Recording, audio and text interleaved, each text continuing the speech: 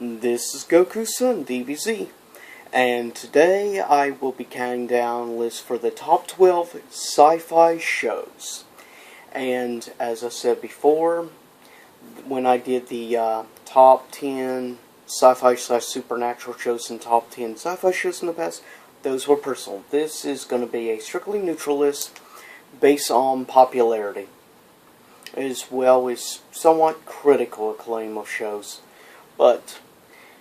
And some of these shows on the list I personally have not ever watched. So, there you go. And next week, in the next few days, I'll start working on, of course, compiling next week's top 12 list, which is going to be the top 12 sci-fi themed video games. Now, it can be different genres, for instance, as long as sci-fi is the main theme of the game. But on today, for the top 12 sci-fi shows, it's going to be limited to one show per franchise on the list. And also, I want to add that it will be limited to no animated shows, even if it's predominantly a sci-fi themed animated show. It's not going to be allowed. Strictly live action only. So, that also is kept in mind. So, let's count down today's top 12. And first, coming in at number 12, Fringe. And Fringe is a good sci-fi show. I know that I recently watched all 5 seasons of it. It's pretty good. This season was kind of a little bit let down, not as good as the others, but good overall. Good casting on the show, I will say that. And people who have not seen the show and stuff, the actor who plays like this mad scientist or something that ended up in I guess you could say, in a mental institution for years, he's played by, of course, he played the big douche in, of course, the Lord of the Ring movie, Return of the King, which, of course, he played the steward of Gondor. But to be fair, he is a really good actor, and more recently, he's been in the TV show on Fox, Sleepy Hollow, which is also pretty good. But definitely check out Fringe if you've never watched it. It's a really good, solid show. Basically, of course, it revolves around fringe science, which is outside the acceptable domains of scientific community, and does occasionally deal with subjects like dimensional physics, theoretical science, with parallel world. So that's interesting. Coming in at number 11, Quantum Leap. Quantum Leap is another really good sci-fi show from, of course, the 90s. And some people who have seen Quantum Leap know that the main character, he also plays later on, years later, in the last Star Trek series, Enterprise as the captain. But good, solid actor, and good show overall. It's interesting. He travels back in time, basically, to different time periods, and he ends up in somebody else.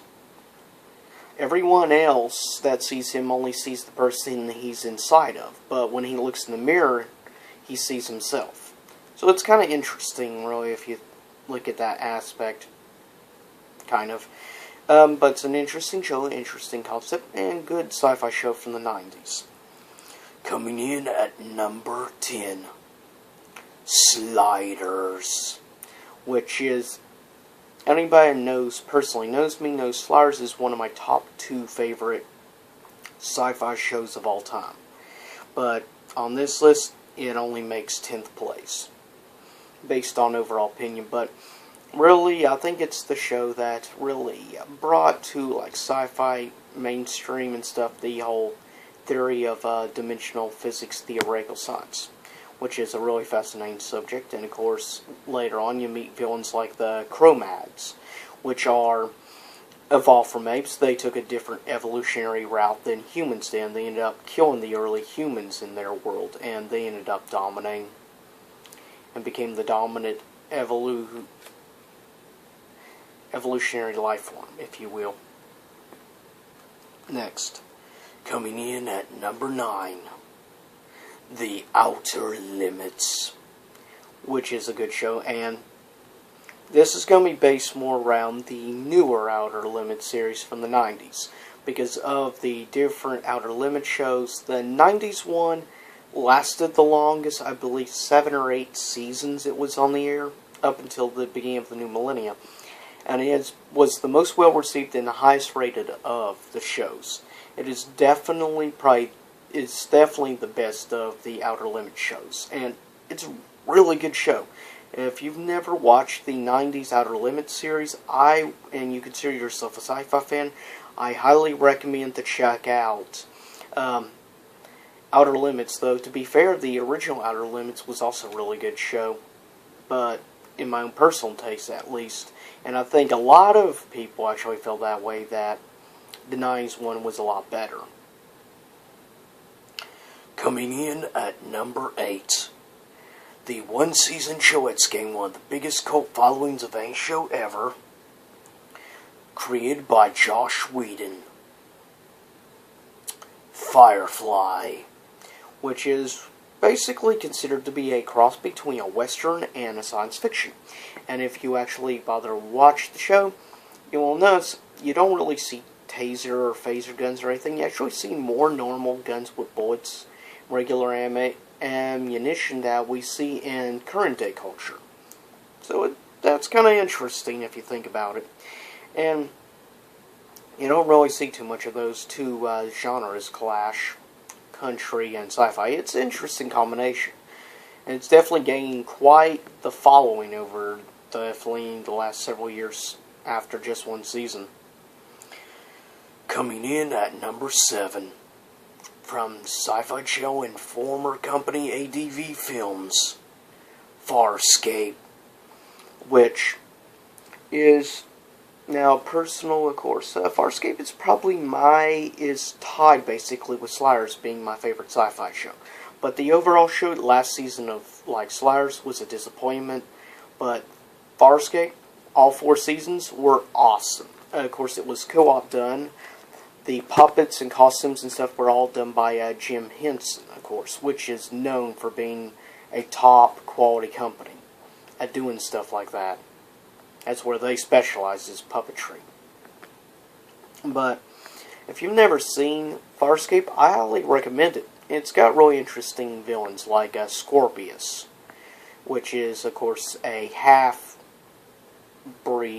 half-Sebacean, which are the peacekeepers, basically humans, but have a weakness to heat. Then you have his other half, Scarran, which weakness is cold. And the Scarran Empire is the mortal enemies of course, the Peacekeepers. And sadly, it was kind of sad how Farscape show ended, which is why they ended up creating the movie later on to end the actual storyline of the show called, of course, Farscape: The Peacekeeper Wars, which is interesting.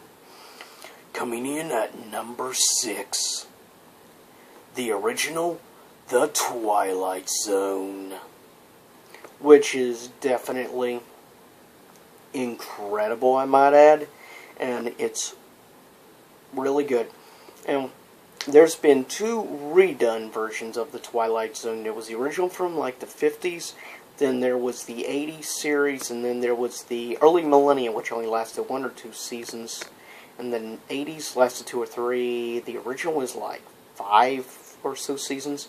But its influence on pop culture remains influential to this day. Because, to be fair, basically, the Twilight Zone started really all as sci-fi genre, to be honest. A lot of people want to give credit to, particulars like Star Trek or other shows like the British show Doctor Who, but actually, to be fair, sci-fi wise, Twilight Zone predates both, because both didn't start until the 60s. Twilight Zone came out in the 50s, So it predates both shows. So that's interesting right there. But it's a top-notch show, and I highly recommend to check out the old Twilight Zone show. Now, the one from the new millennia is, in a lot of aspects, better and superior to the 80s version, but still doesn't match the original from the 50s. Definitely. Good quality show. I highly recommend to watch it. Coming in at number 5, funny enough, Babylon 5. Which was, of course, created by TNT. Interesting. The only recent sci-fi show that TNT has produced is a reasonably popular show called Falling Skies, which I was kind of with that show. But Babylon 5 is really, really good. And interestingly enough, it was on for 5 seasons. It made 5th place, so that's kind of funny, really. But, no, it's a really good show. Takes place on this space station called The Last Babylon, Babylon 5, which is designed really to try to make peace in the galaxy. And they had a 1-season branch-off show from, which was called Crusade, which, even though it was only like 12, 13 episodes, I highly recommend you check it out.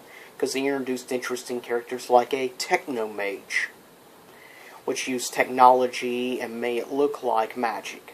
So it's interesting ideas, an interesting concept, but if you've never watched Babylon 5, that's probably one of the highly most recommended shows to me, or most fellow sci-fi fans I know, friend-wise or coworker-wise, will agree that Babylon 5 is definitely a show to check out if you've never seen it. Good quality, well done, and made a really interesting sci-fi universe. Now, coming in at number 4. Perhaps the most successful, or one of the most successful shows ever from Fox. The X-Files. The truth is out there. Mulder and Scully. But X-Files, really good show. I didn't get quite as much into X-Files as other people, like for instance, personally, my dad. He is a huge advocate of X-Files. He absolutely loves and is addicted to that show. Basically, him with X-Files is sort of like me with Farscape, I guess you could say. But it is a really good show, and it helped really question a lot of things out there, like UFO signs and things. And I think we'll always remember that opening theme music, the eerie theme of X-Files, is just synonymous now of TV show themes. It's become hugely influential in pop culture. Coming in at number 3. The newer series from Sci-Fi Channel, Battlestar Galactica, which I can personally say I did not like the newer Battlestar Galactica. Yeah, it really paved the way. It really set a high standard for high-quality production value of sci-fi shows, and the 3D special effects and stuff really jumped up with that show. But to be fair, so did really a show around the same time period, Farscape. Also set a pretty high standard on quality. But Battlestar Galactica, I see where a lot of fans come from and why they like the show. Personally, I liked the older Battlestar Galactica more from the 70s than the newer one. But I understand, and it's interesting, it only lasted like 3 seasons, the newer show, and it's become pretty influential for only a 3-season show. So that shows, not only does a show have to be super long-running to be super influential. Coming in at number 2. One of my coworkers at work would probably consider this his number 1 favorite sci-fi show of all time. And to be fair, it did do some interesting stuff. You have like the parallel dimensions or teleportation devices to other planets, and try to show, like, to play out like theories of aliens playing influence into ancient Egyptian culture and stuff. And this show, to be fair, is really good, and it's done by actually the son of Gene Roddenberry. And the show is called Stargate SG-1, which is the longest running show ever on the Sci-Fi Channel. I believe it ran 11 seasons long. Now that's impressive for any show, let alone a sci-fi show. Not many sci-fi shows can say they've been on for 11 seasons. And it's a really well done show. Pretty well written. Even though it's not my favorite, I actually very much enjoy that. It's one of the shows I think once in a while you'll get in a certain mindset and you'll want to do like a run a marathon watching it straight, multiple episodes. But SG-1 is definitely the best of the Stargate shows. I will say that. I haven't seen the third show called Stargate Universe. I may have to check out sometime on Hulu or Netflix. But it's really top notch, and I highly recommend to check out Stargate SG-1. Now, honorable mentions: Lost in Space, Alien Nation, Andromeda, Eureka, Sequest DSV, Star Trek Deep Space Nine, Star Trek Voyager, Smallville, Dark Angel, Stargate Atlantis, Torchwood, Roswell, and now tied for number one. Though I very rarely do this, but both shows have an insane hardcore fan base. So it's really, given its percentage fan base, it's kind of hard to choose one over the other. One was hugely influential in the 90s, and the other one is really hugely influential, though it started in the 60s. It's bigger since the new millennia, since it restarted the new series, which right now is on its 9th series or season. And the two shows are, first, Star Trek The Next Generation and Doctor Who. And that is tied for number one spot.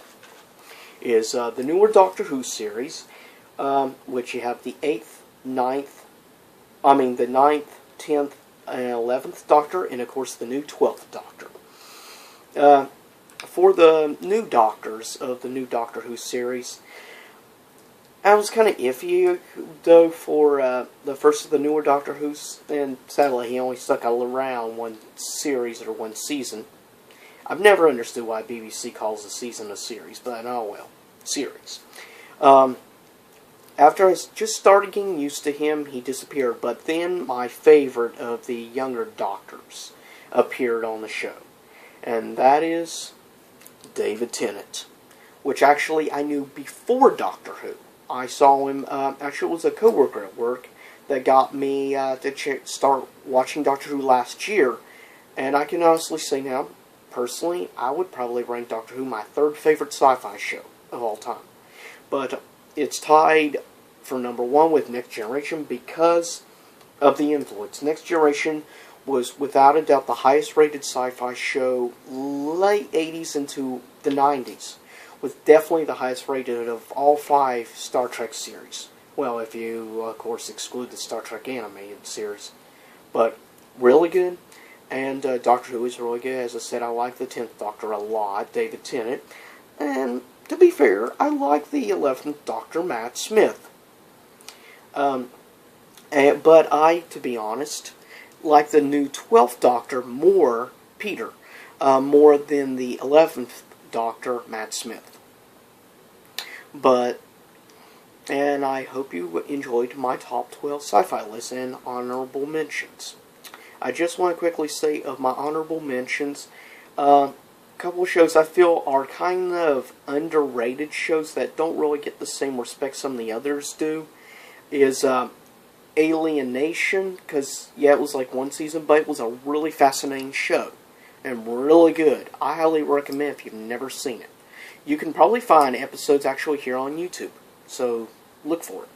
Another show that's highly underrated from the 90s, Roswell.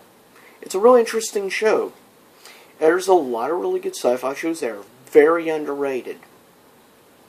it's hard to say why some of these sci-fi shows never quite made as big, but I'll get ready to cut this vlog. I know it's at 20 minutes.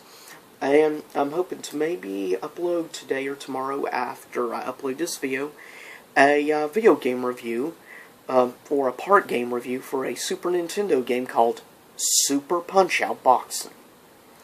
And play a couple and introduce you a few of the characters in the game. It's a really fun, really somewhat underrated Super Nintendo game.